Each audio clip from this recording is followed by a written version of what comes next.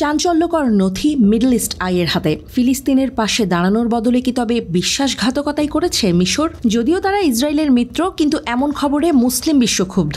মিশর গাজার 2000-এরও বেশি টানেল ধ্বংস করেছে। মিডল ইস্ট আইয়ের প্রাপ্ত গোপন সামরিক নথিগুলি সিনাই উপদ্বীপ এবং গাজার মধ্যবর্তী টানেলগুলি ধ্বংস করার জন্য মিশরীয় অভিযানের মাত্রা প্রকাশ করে। নথি অনুসারে 2011 থেকে 2015 সালের মধ্যে সীমান্ত শহর রাফাতে সামরিক প্রকৌশলীদের দ্বারা 2000-টিরও বেশি টানেল ধ্বংস করা হয়েছে।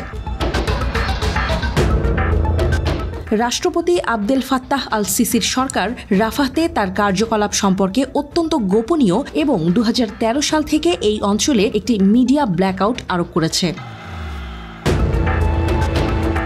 7 মে ইসরায়েলি অভিযানের পর দক্ষিণ গাজার রাফাহ ক্রসিং বন্ধ করার পর এমন খবর প্রকাশিত হয়েছে। ইসরায়েলি কর্মকর্তারা বলেছেন, গত 7 অক্টোবর দক্ষিণ ইসরায়েলে হামাসের হামলায় ব্যবহৃত অস্ত্র মিশর থেকে টানেলের মাধ্যমে গাজায় পাচার করা হয়েছিল। কিন্তু দিয়া রাশওয়ান নামের একজন সরকারি মুখপাত্র দাবি করেছেন, মিশর পুরো সীমান্ত বরাবর একটি কংক্রিটের প্রাচীর তৈরি করেছে 6 মিটার মাটির ওপরে এবং 6 মিটার ভূগর্ভে, যে কারণে অস্ত্র পাচার করা অসম্ভব।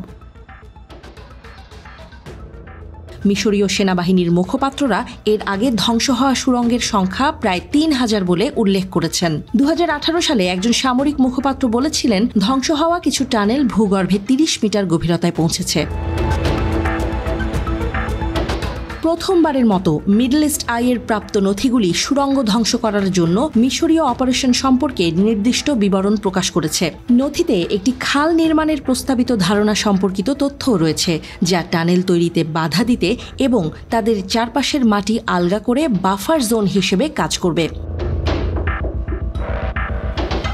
জুলাই 2013 এবং অগস্ট 2015-এর মধ্যে হিউম্যান রাইটস ওয়াচ রাফাতে সেনাবাহিনীর 3255টি বেসামরিক ভবন ধ্বংস করার ঘটনা নথিভুক্ত করেছে, যার মধ্যে বাড়ি এবং কমিউনিটি বিল্ডিং রয়েছে। অভিযানটি হাজার হাজার বেদুইন বাসিন্দাকে বাস্তুচ্যুত করেছে। 2013 সালের ফেব্রুয়ারিতে একটি মিশরীয় আদালত তৎকালীন মুরসির সরকারকে গাজা এবং সিনাইয়ের মধ্যে চোরাচালানের সুড়ঙ্গ ধ্বংস করার জন্য প্রয়োজনীয় সমস্ত ব্যবস্থা গ্রহণের নির্দেশ দেয়।